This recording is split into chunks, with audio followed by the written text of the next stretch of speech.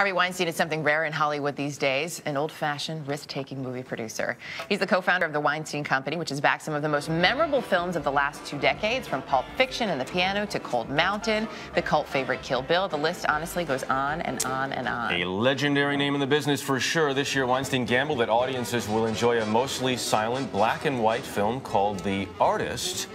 And he also thought the time was right to explore the legend of Marilyn Monroe with a new movie called My Week with Marilyn. Harvey Weinstein, good morning. Hi, Jeff. Hi, Erica. Nice to have you here. Yeah, good to have you here. Nice to be here. Good year for you. So far, so good. Yeah. So let's talk about The Artist first, because this is clearly getting a ton of attention, and good attention at that. What possessed you to back a silent film? Possessed is probably. You like that? You like that? Oh yeah, that's the softball today. You know, I've loved silent movies. You know, I went to film school. Chaplin, Keaton, are the obvious choices, and there are many more after that. But I followed this director because he made a James Bond spoof called OS 117. I tried to get my brother to hire him to do Scary Movie, but somehow it didn't work out. So I was a fan of his, and I knew he was making this movie in Los Angeles. And it's an American movie directed by a French director with James Cromwell and John Goodman. And it's about the early days, but it's really funny, really smart, an homage and a love affair with movies. And I like those kind of movies. And I read too, you really like to watch people watch these movies. So have you been able to sit in a theater and get the audience reaction to The Artist? Because I'm sure it's not what I expected when I popped it into my DVD player. You see it, and the audience explodes in laughter. They howl.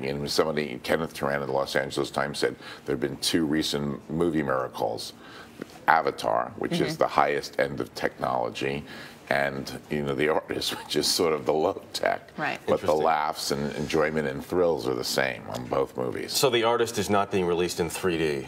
The Artist is not. and I'd like to say thank you for that. Let's talk about My Week with Marilyn as well. Another bold move, one would say. I mean, some people say we've heard all we need to hear about Marilyn Monroe, or everything has been said. This is sort of a different approach, right? I wrote an article recently where my mother said exactly that to me. Enough already with Marilyn Monroe.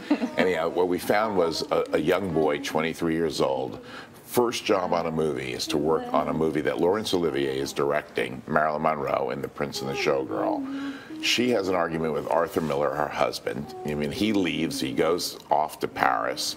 The young boy gets closer and closer, and then really close, and a romance ensues. And even though the movie takes place over a period of time, we focus on this one gorgeous week where she kidnaps him one day. They go skinny dipping on the lawn. Sounds like what you do every weekend. Absolutely. Right? You know Jeff a little too well. With Marilyn, right? Yeah. They go skinny dipping on the lawn of Windsor Castle. They go through Windsor Castle Library.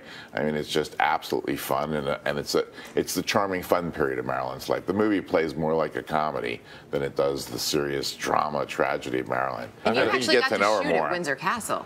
I mean, it's amazing some of the places where you could do things. I have been making movies in England for far too long and never get any of that stuff. I always say, can we shoot here? Yeah. When I did the King's Speech, can we shoot the Palace? Absolutely not. No way, not But I think after the King's Speech, and also I think there's some footage you can see on YouTube of the Queen meeting Marilyn Monroe. And it's an amazing coincidence that they're almost exactly the same age. So think about what Marilyn would be today. Wow. And they got along famously, according to all the newspaper accounts. And we asked for these places pro forma, and we figured, okay, for sure they were never going to do it. Somebody cut the red tape, because we shot in every location we wanted to, controlled by the royal family. Every location. Not bad. Next time you're at Windsor Castle, we'd like to join. We wouldn't. Actually, Jeff is wondering if you could set up a meeting with Pippa. Skinny dipping?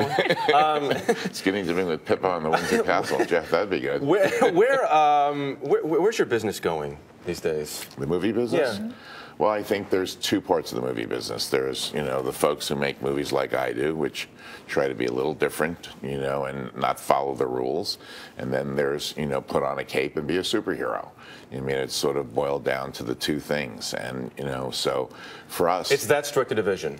Yeah, and I think that people always say it's award season. Well, it has to be, because the award season shines a light on these independent movies, not only that our company makes, but 5 or 6 other places. And also also when actors, you know, go off and do something different, you know, and exciting, or make a low-budget movie like George Clooney with The Ides of March, or The Descendants. Yep. You know, I mean, that light is an important light to be shown on a film because it gets people into the theater.